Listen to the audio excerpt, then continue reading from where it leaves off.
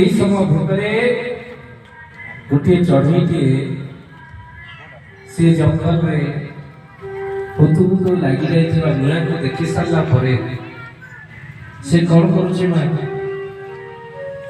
ଗୋଟିଏ ଜାଗାରେ କିଛି ପାଣି ଅଛି, ସେ ପାଣିକୁ ନିଜ ଥଣ୍ଟରେ ଆଣି ସେ ଜଙ୍ଗଲର ନିଆଁରେ ପକେଇବାକୁ ଲାଗିଛି।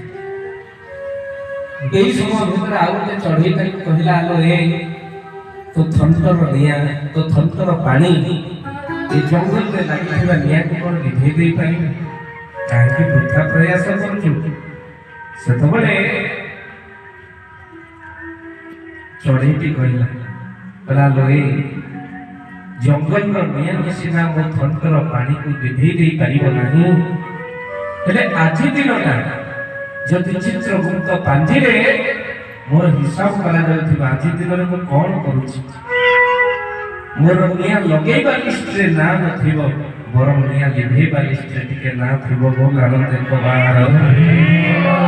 ଆଜି ଦିନଟା ଯଦି ଆମର ହିସାବ କରାଯାଏ ଆମେ କ'ଣ କରୁଛେ? କିଛି ନାହିଁ ପ୍ରଭୁ, କେବଳ ତୋ ଭଜନ। ଆଉ ଏ ଯଦି ସଜ୍ଜନ ଆଜି ମହାଭାଗ୍ୟ ଆମେମାନେ ଯେଉଁ ଠାକୁରଙ୍କର ଶରଣ ଯାଇଛୁ, ଆଉ ଆପଣମାନଙ୍କୁ ଦେଖି ସାରିବା ପରେ ମାଲୋ ଯେଉଁ ବାବାମାନେ ବି ବସିଛନ୍ତି ସବୁ ମୁଁ କାହାକୁ ଚିହ୍ନିନି, କିନ୍ତୁ ଏଠି ବସି ସାରିଲା ପରେ ଦେଖି ସାରିଲା ପରେ ମୋତେ ସବୁ ଚିହ୍ନାକୁ ଲାଗୁଛନ୍ତି। ଏଇଥିପାଇଁ ଲାଗୁଛନ୍ତି ଆପଣମାନେ ସତ୍ୟ ଯୁଗରେ ଠାକୁରଙ୍କ ସହିତ ଥିଲେ, ତୃତୀୟ ଯୁଗରେ ଥିଲେ, ଦ୍ୱାପର ଯୁଗରେ ଥିଲେ, ଆଉ କଳି ଯୁଗରେ ଅଛନ୍ତି। କାହିଁକି ନା ଠାକୁର ଓଡ଼ିଆ ଭାଗବତରେ କହିଛନ୍ତି, କ'ଣ କହିଲେ? ବୋଲେ ଯୁଗକୁ ଯୁଗ ଏହି ପଟେ ରାଧେ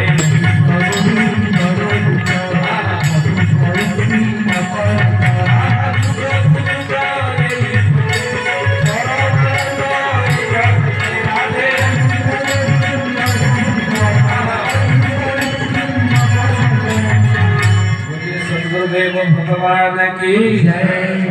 हाथ टेकी दबा बोल आनंद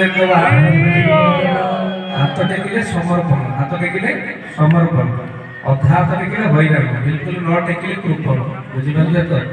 आउ आमे एमिति प्रभुଙ୍କ पाखरे बसिछे, हाथ टेकी देले सबु देई दबो एमिति ठाकुर सिए, हाथ टेकी देले सबु देई दबो एमिति ठाकुर सिए, बढ़ई करिले अनेइब नाही जेते डाक थाउ जिए बोल आनंद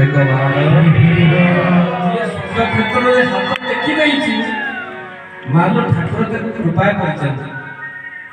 आओ जे बढ़ई करिछि मां ताको ठाकुर पाखर हटेई देइछन। काहे ना भगवान सबु शक्ति न एबे गर्व को अहंकार को शक्ति गुरु भाई मानक भीतर टिके अहंकार आसीले ठाकुर चेतौथिबे बारंबार विश्वरे मेरे ठाकुर किए अछंती मो धर्म तो कहिकि बुझे पाबा।